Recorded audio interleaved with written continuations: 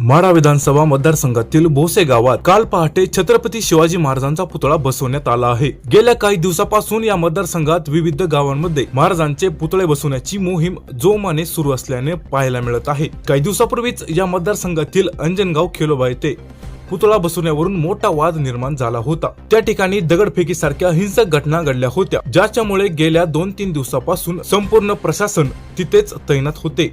या तणावपूर्ण वातावरणादरम्यान आज पहाटे भोसे गावातील ग्रामपंचायतीसमोर असलेल्या मोकळ्या जागेत हा नवीन पुतळा बसवण्यात आला आहे।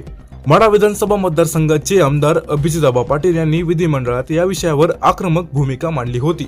आमच्या बापाचा पुतळा बसवण्यासाठी आम्हाला तुमच्या परवानगीची काय गरज आहे, असा सवाल करत त्यांनी पुतळा बसवण्यासाठी लागणाऱ्या तांत्रिक परवानग्या सुलभ करण्याची मागणी सरकारकडे केली होती। त्यांच्या या विधानानंतर मतदारसंघात पुतळे बसवण्याच्या हालचालींना वेग आला असून गेल्या काही दिवसात सुमारे 5 ते 7 पुतळे विविध गावात बसवण्यात आले आहेत।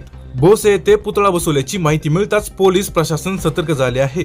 सध्या घटनास्थळी DYSP आणि इतर पोलीस अधिकारी दाखल झाले आहेत। कोणत्याही प्रकारचा कायदा व सुव्यवस्थेचा प्रश्न निर्माण होऊ नये यासाठी पोलीस खबरदारी घेत आहेत। आता प्रशासन आणि ग्रामस्थ या विषयावर काय तोडगा काढतात याच्याकडे सर्वांचं लक्ष लागलं आहे।